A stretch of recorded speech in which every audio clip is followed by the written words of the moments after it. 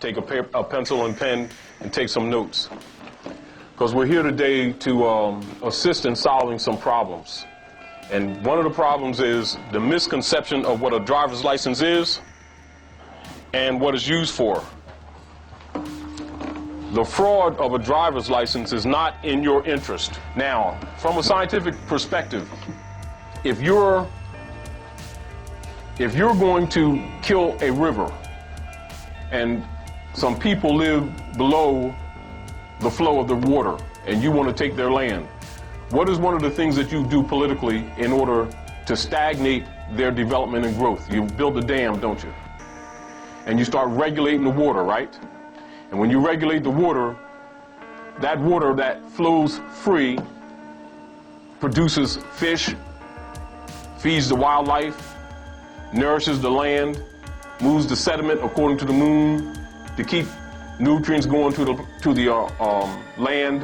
When you stagnate it, then you get mosquitoes, leeches, and everything, and the water gets black, doesn't it? And you call it death, don't you? And you can talk that person into selling that land for a little bit of finance, or you can starve them out, can't you? It's called movement. So water that stagnates is called dead water, isn't it? But water that flows is called living water, isn't it? The license is based on that. It is to stagnate your flow. If you can stagnate the flow of a people, you can stagnate their economy. And if you can stagnate their economy, you can stagnate their life. If you stagnate their life, you control their family with just that instrument, and you stand back and just reap in the benefits. That's what the license is for.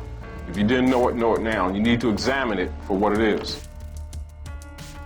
Now, bring on our guest speaker, Brother Taj Tariq Bey. Brother Taj, I met Brother Taj 10 years ago. He and I have been working together since then. Today's lecture is titled Driver's License Identification Fraud. Right now, I bring you, as you all know, Brother Taj Tariq Bey. Islam Moors. Most of you are already familiar, but those who are not, take a pencil and pen and take some notes. Because we're here today to assist in solving some problems. And one of the problems is the misconception of what a driver's license is and what it's used for. The fraud of a driver's license is not in your interest.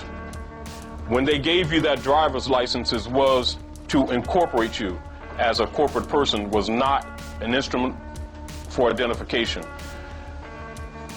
Is everyone aware of that? You're aware of that? Everyone aware of that? What we have to do as free Moors is begin a process and a consciousness amongst the people to neutralize that instrument.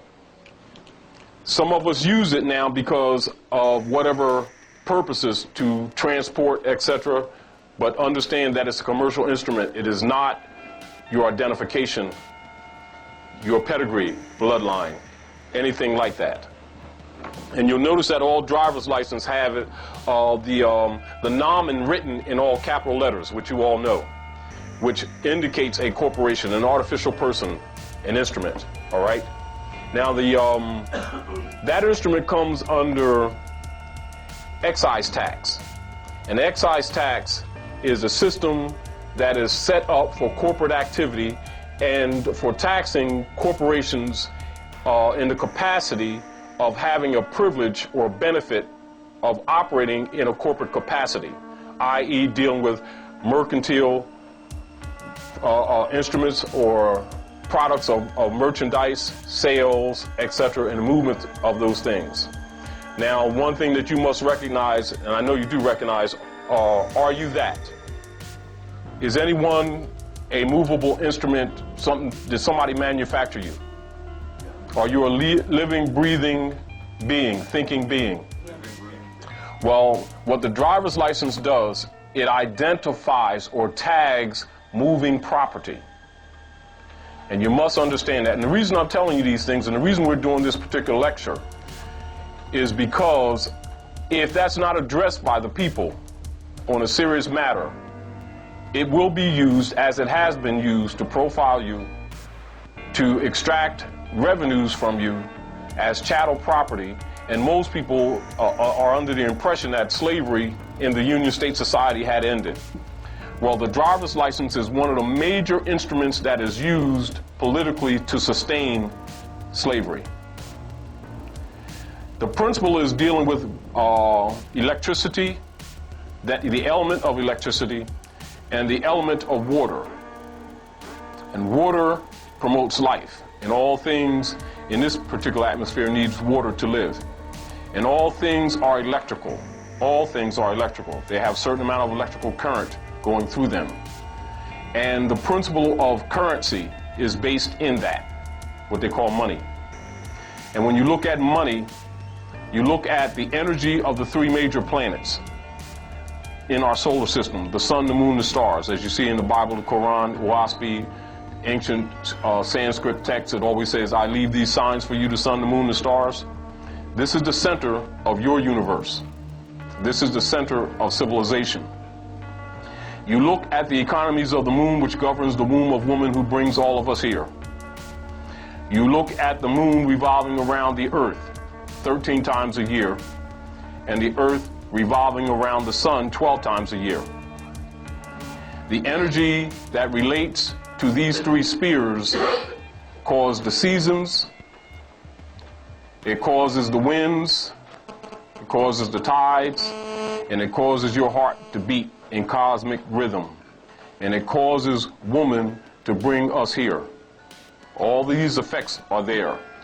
And in the symbology, you deal with the earth, or you take the E of the earth, and you take the energy of the moon, and you take the moon and you put E on it. And that interaction of that energy is what money is.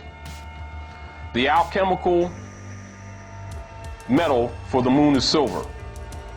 And the alchemical metal for the sun is gold, which is why the monetary system in civilization has always been based on the moon and the sun, or the crescent and the star.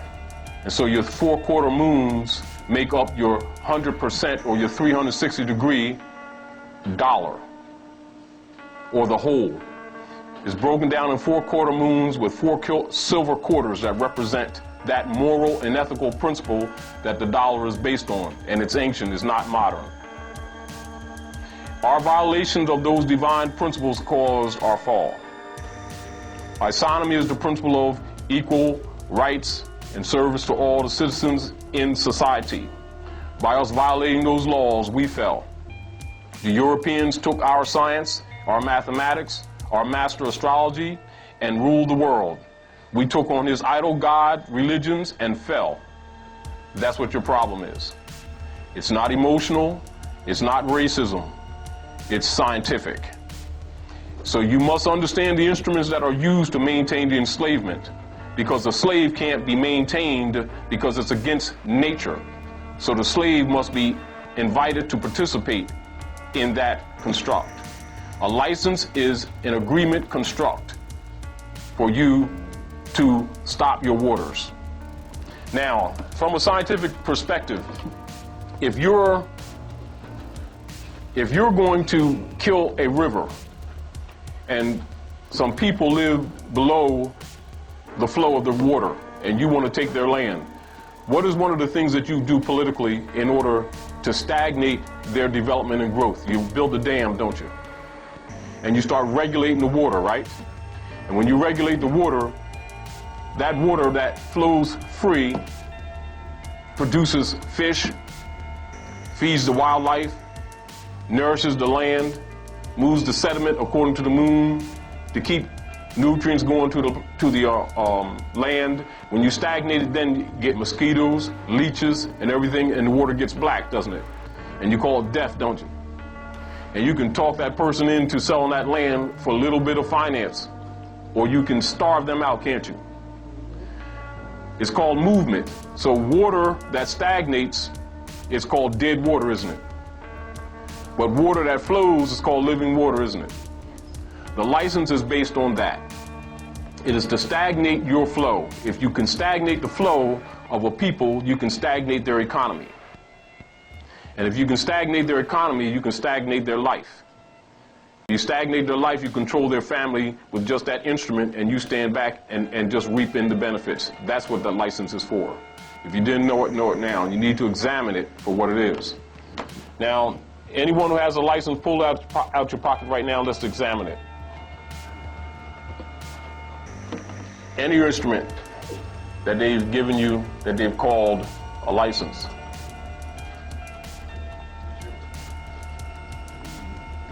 Islam says. Now look on the front of it, and it has a picture that represents you. Correct? And then it has some phonetic writing on the front that sounds like the name that you have, but that's not you. The picture can't represent you, and the name does not represent you. That name represents a private corporation, or what they call often a straw man too. You notice that grammatically it's incorrect, correct? Why is it incorrect? What did you learn? Let's look at this and feel free to speak up too. What did you learn in 3rd grade grammar? Capitalize your nouns. You capitalize nouns, correct? If you don't capitalize a noun, then it must not be a noun, am I correct? But if all the letters are capitalized, it's not a proper noun, is it? It's grammatically incorrect if it's directed at a person, correct? Why do you think that was done? Do you think it's accidental? What occurs, you had that and you don't object. You agree, you waived, didn't you? And when you waive, you assume that that's you, don't you? And even when they write letters to you in response where they're suing you, and tickets are suits. If you didn't know that now. If you get a ticket on that instrument, it's a suit, they're suing you. And they're suing you for breach of contract. Are you aware of that? All right. And a summons is not a warrant, but there's treated accordingly, isn't it? Because it's chattel property. Do you understand that? Now, what I want you to be thinking about right now